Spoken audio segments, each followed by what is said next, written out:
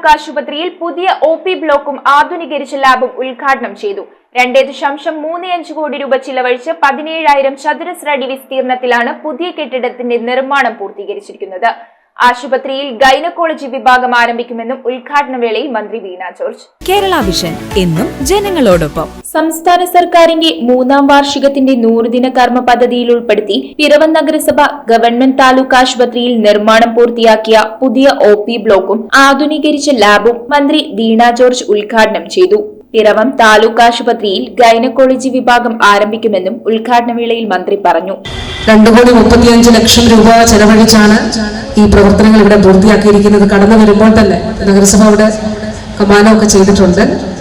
കടന്നു വരുമ്പോൾ ഒരു സന്തോഷം, വളരെ നല്ലൊരു അനുഭവമാണ് ഇവിടെ ഉണ്ടാകുന്നത്.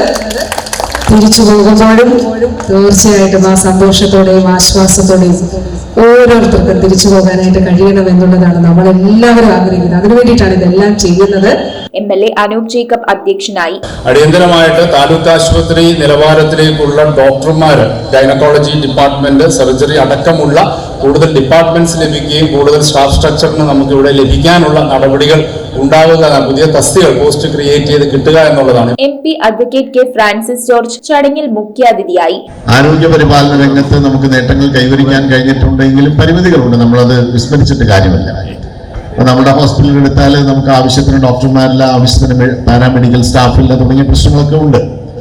പടിപടിയായി ഈ കാര്യങ്ങളൊക്കെ പരിഹരിച്ച് എല്ലാ സൗകര്യങ്ങളും നമ്മൾ സാധാരണക്കാരായിട്ടുള്ള പൊതുജനങ്ങൾക്ക് വേണ്ടി നമുക്ക് ഒരുക്കേണ്ടതായിട്ടുണ്ട്. നഗരസഭാ ചെയർപേഴ്സൺ അഡ്വക്കേറ്റ് ജൂലി സാബു, ജില്ലാ medical officer doctor K Sakeena, vice chairman KP Salim, സ്ഥിരം സമിതി അധ്യക്ഷരായ ഷൈനി ഏലിയാസ്, അഡ്വക്കേറ്റ് ബിമൽ ചന്ദ്രൻ, വത്സല വർഗീസ്, കൌൺസിലർമാരായ Babu Parayil, Eliyamma Philip, Thomas Mallippuram, doctor Ajesh Manohar, P Girish Kumar, Jojimon Charaplavil, Prashanth Mampurath, Sini Joy, R Prashanth, Rama Vijayan, Raju Panalikkal, Molly Valiyakattayil, Annamma Domi, Babitha Sreeji, Molly Benny, doctor Sajini Pratheesh, additional ജില്ലാ medical officer doctor KR Rajan, Arogya Keralam ജില്ലാ programme manager doctor PS Sivaprasad, CK Prakash, PB Ratheesh, PC Jose, George Chembamala, Raju Thekkan, MP Joseph, Sojan George, Siju Gopalakrishnan, medical officer doctor TP Sindhu തുടങ്ങിയവർ സംസാരിച്ചു.